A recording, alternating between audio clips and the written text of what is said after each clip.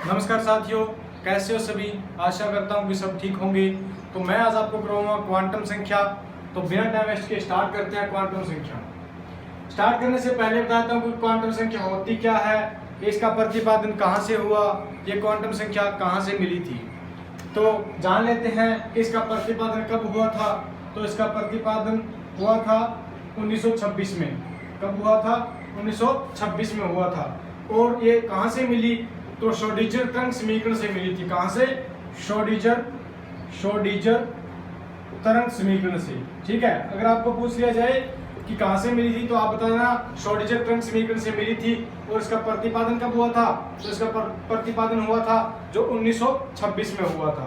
तो ठीक है दोस्तों, अब आपको इसका परिभाषा बता देता हूँ। तो परिभाषा क्या है, डेफिनेशन क्या है? परमाणु में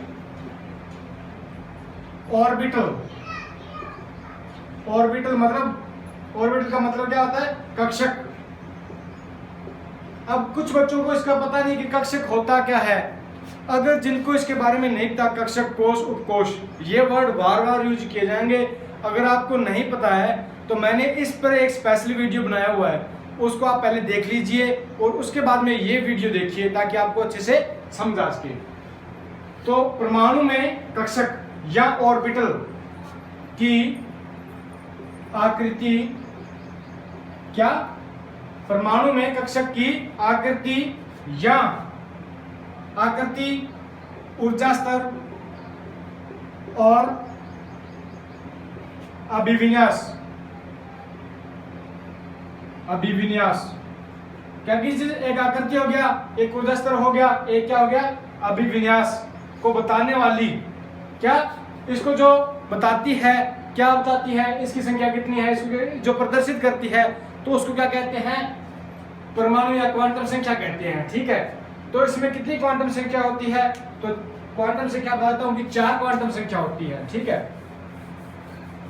और उससे पहले बता देता हूं कि कुछ बच्चों को पता नहीं कोश, उपकोश और कक्षक क्या होते हैं। तो कोश बताता हूं। कोश को किससे प्रदर्शित करते हैं? कोश को K, L, M और N से प्रदर्शित करते हैं। और उपकोश S, P, D, F इसे प्रदर्शित किया जाता है। और कक्षक को किसे प्रदर्शित करते हैं? तो कक्षक को प्रदर्शित करते हैं, कक्षक S है और P है, D और F। तो S में कितने कक्षक होते हैं? तो S में 1 कक्षक होता है। और P में 5 कक्षक होते हैं। P में कितने? 3 कक्षक होते हैं। और D में 5 कक्षक होते हैं। और F में 7 कक्षक होते हैं। इसके बारे में पूरी डिटेल जानिए तो आप उस वीडियो को देख लीजिए।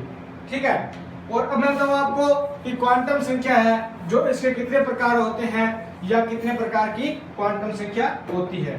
तो मुख्य ये 4 प्रकार की क्वांटम संख्या होती है। कितने प्रकार की? 4 प्रकार की। कौन कौन सी? तो पहली होती है मुख्य क्वांटम संख्या। कौन सी? मुख्य क्वांटम संख्या। किसे प्रदर्शित करते हैं? तो इसे स्मॉल n से प्रदर्शित करते हैं, ना कि कैपिटल N से। ठीक है, और उसके बाद नेक्स्ट दूसरी कौन सी होती है? द्विघाषी क्वांटम संख्या। तो ये द्विघाषी क्वांटम संख्या। तो इसे कैसे प्रदर्शित करते हैं?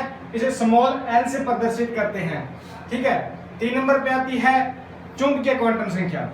कौन सी? चुंबकीय क्वांटम संख्या। तो चुंबकीय क्वांटम संख्या को किससे प्रदर्शित करते हैं? तो इसको स्मॉल m से प्रदर्शित करते हैं। नंबर 4, तो चौथी लास्ट है, कौन सी क्वांटम संख्या है? चक्रण क्वांटम संख्या। कौन सी? चक्रण क्वांटम संख्या। तो ये क्वांटम संख्या है 4 प्रकार की। यह क्वांटम संख्या के 4 प्रकार होते हैं। कौन कौन से होते हैं ये आपके सामने है। इसको स्मॉल s से प्रदर्शित करते हैं। कितने प्रकार की होती है? 4 प्रकार की क्वांटम संख्या होती है। कौन कौन सी? मुख्य क्वांटम संख्या n, द्विघाषी L और चुंबकीय M, स्मॉल m और चक्रण क्वांटम संख्या s। इसको आपको याद करना होगा क्योंकि क्वेश्चन आता है तो उसमें ये नहीं दिया होता, उसमें small n, L, M, S दिया होता है।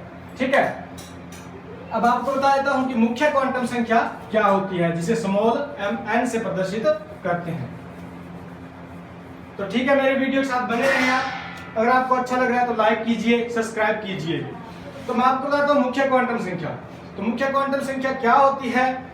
मुख्य क्वांटम वे क्वांटम संख्याएं जो किसी परमाणु में, वे क्वांटम संख्याएं जो किसी परमाणु में उसकी ऊर्जा को या उसके मुख्य ऊर्जा स्तर को बताती है। क्या लिखना है? वे क्वांटम संख्या या संख्याएं जो किसको? परमाणु को, किसी भी परमाणु को, या लिख सकते हो किसी परमाणु के या परमाणु में कक्षक के ऊर्जा स्तर को बताती है। किसको? ऊर्जा स्तर को बताती है, इसे क्या कहते हैं? इसे मुख्य क्वांटम संख्या कहते हैं। या इसे किसे प्रदर्शित करते हैं? एक लाइन लिख लेना, इसे स्मॉल n, क्या स्मॉल n से प्रदर्शित करते हैं। ठीक है, इसे कौन से किसे प्रदर्शित करते हैं? तो स्मॉल n से प्रदर्शित करते हैं। और अगर आपको पूछ लिया जाए इसका मान क्या होता है, तो आप बता देना कि n बराबर मतलब 1 से अंत तक।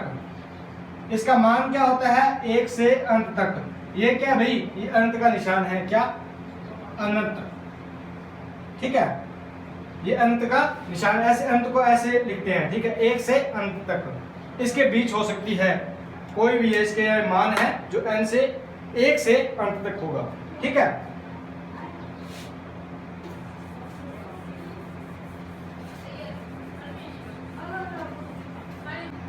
अब नेक्स्ट पॉइंट है द्विविषी क्वांटम संख्या। तो द्विविषी क्वांटम संख्या क्या होती है? वह क्वांटम संख्या जो परमाणु में क्या ऊर्जा स्तर को बताती है। ऊर्जा स्तर, उप ऊर्जा स्तर को बताती है। किसको बताती है? उप ऊर्जा स्तर को बताती है। उसे कहते हैं द्विविषी क्वांटम संख्या कहते हैं। इसे स्मॉल l से प्रदर्शित करते हैं। ठीक है, या इसे क्या कहते हैं? इसे सहायक क्वांटम संख्या भी कहते हैं। क्या कहते हैं? इसे सहायक क्वांटम संख्या। कौन सी? सहायक क्वांटम संख्या भी कहते हैं। ठीक है, और इसका मान है जो n पर, मतलब n जो क्वांटम संख्या है उस पर निर्भर करता है। ठीक है, किसका? तो आप पॉइंट लिख लीजिए, द्विविषी क्वांटम संख्या का मान मतलब l क्वांटम संख्या का मान n पर निर्भर करता है, मतलब मुख्य क्वांटम संख्या पर निर्भर करता है। ऐसे भी लिख सकते हो, या ऐसे लिख सकते हो कि द्विविषी क्वांटम संख्या का मान मुख्य क्वांटम संख्या पर निर्भर करता है। ठीक है, इसका मान क्या होता है? तो इसका मान होता है 0 से n-1 तक। ठीक है, इसके बीच में होगा, 0 से n-1 के बीच में होगा। ठीक है, तो मैं आपको बता देता हूं कैसे होता है, इसका मान कैसे निकालते हैं। तो जैसे ऊर्जा स्तर हो गया। ठीक है, ये ऊर्जा स्तर, कौन सी ऊर्जा स्तर? 1 2 3 4 मान लो। ठीक है, इसके नाम क्या लिखते हैं? K, L, M और N। ऊर्जा स्तर को K, L, M और N से लिखा जाता है। ठीक है, जैसे n का मान है तो n का मान ये रहा, n का मान 1 रख के देख लो, यहाँ पे आएगा n बराबर 1 रखिया तो 1 माइनस 1 मतलब 0, तो 0 से n-1 तक। तो इसका मान क्या आएगा? n का मान क्या, यहाँ पे देखो n का मान 1 रखा तो l का मान क्या आया? l बराबर 0 आया। अब n बराबर 2 रख के देख लो। ठीक है, n की जगह 2 रखिया, 2 माइनस 1 आ गया, 0 से 1 मतलब 0 और 1, तो इसमें क्या आएगा? 0 और 1, इसका मान l का मान। अगर आप n बराबर 3 रख के देखोगे तो n बराबर 3 रखना, यहाँ पे 3 रख लो, 3 माइनस 1 मतलब 2, तो 0 से 0 हो गया पहले, फिर 2 आ गया, यहाँ पे 1 भी हो सकता है और 2 भी हो सकता है, तो 1 और 2 इन तीनों में से क्या आएगा? 1 मान आएगा। ठीक है, और आपको समझ में आ रहा होगा। अगर समझ में आ रहा है या नहीं आ रहा तो मेरे कमेंट बॉक्स में जरूर बताना। ठीक है, अगर आपको नहीं आ रहा तो भी आप पूछ सकते हो। और इसके बाद में चुंबकीय क्वांटम संख्या।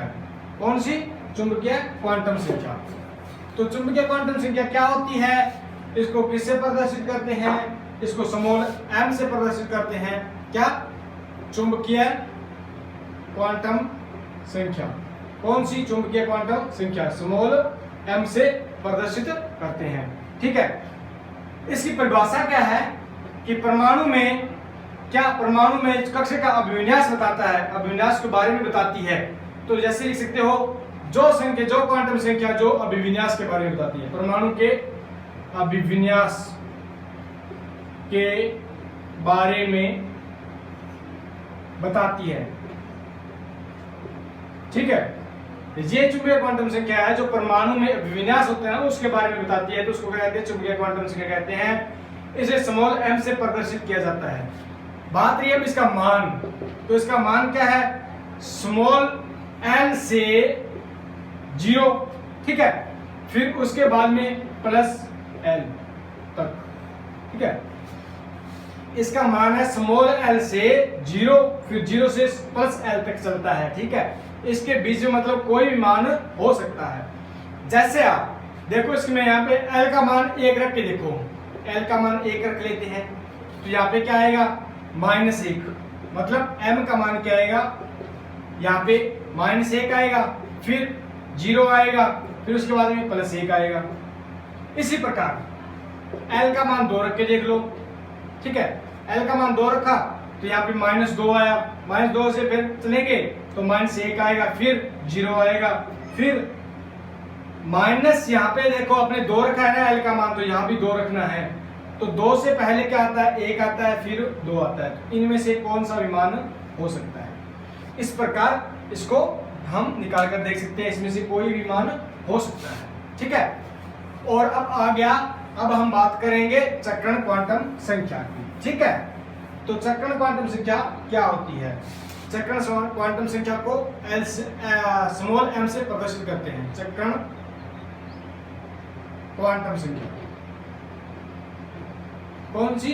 चक्रण क्वांटम संख्या, जिसे क्या कहते हैं? स्मॉल s से प्रदर्शित करते हैं। ठीक है, वे क्वांटम संख्या जो चक्रण की दिशा को बताती है, वे क्वांटम संख्या जो चक्रण की दिशा को बताती है। ठीक है, किसको बताती है? चक्रण की दिशा को बताती है, तो उसे क्या कहते हैं? चक्रण क्वांटम संख्या कहते हैं। ठीक है, इसका मान क्या होता है? तो मान बता देता हूं, इसका मान होता है +1/2 या -1/2। इन दोनों में से एक मान होगा, प्लस या तो +1/2 होगा या -1/2 होगा। अब देखो +1/2 का मतलब क्या है? तो इसका मतलब है ऊपर की ओर, ऊपर की ओर। ठीक है, इसका मतलब है नीचे की ओर, नीचे की ओर। ठीक है, कुछ सोच रहे हो क्या मतलब क्या है ऊपर की ओर नीचे की ओर? तो देखो भाई, चक्रण क्वांटम संख्या चक्रण की दिशा को बताती है। अगर इसका मान +1/2 आ गया तो इसकी चक्रण की दिशा है जो ऊपर की ओर होगी। ठीक है, और इसके बाद -1/2, अगर इसका मान -1/2 आता है तो इसकी चक्रण की दिशा है जो नीचे की ओर होगी। ठीक है, इससे यह पता चलता है कि +1/2 है तो ऊपर की ओर है, और -1/2 है तो इसका जो दिशा है जो नीचे की ओर है। ठीक है, तो आपको मैं इस वीडियो में इतना ही करवाऊंगा। ठीक है, नेक्स्ट वीडियो में करवाऊंगा कि इस पर क्वेश्चन कैसे आते हैं। ठीक है, क्वेश्चन कैसे पूछे जाते हैं, या एग्जाम में क्वेश्चन कैसे आते हैं, विचक्रण क्वांटम संख्या की परिभाषा बताओ, या परिभाषा तो लगभग नहीं आती है, इसमें क्वेश्चन आते हैं। ठीक है, इसका मान बताओ, एल का मान बताओ, एस का या एम का मान बताओ। ठीक है, और आपको बता देता हूं कि अगर आपने कोश, उपकोश और कक्षक वाला वीडियो नहीं देखा है तो आपको इससे वीडियो देखने से पहले आप उसको जरूर देख लें, ताकि आपको ये वाला वीडियो अच्छे से समझ आ सके। ठीक है दोस्तों, अगर आपको ये वीडियो अच्छा लगा तो लाइक करना, अपने दोस्तों के साथ शेयर करना और मेरे चैनल को सब्सक्राइब जरूर कर लेना। ठीक है दोस्तों, तो मिलते हैं नेक्स्ट वीडियो में। धन्यवाद।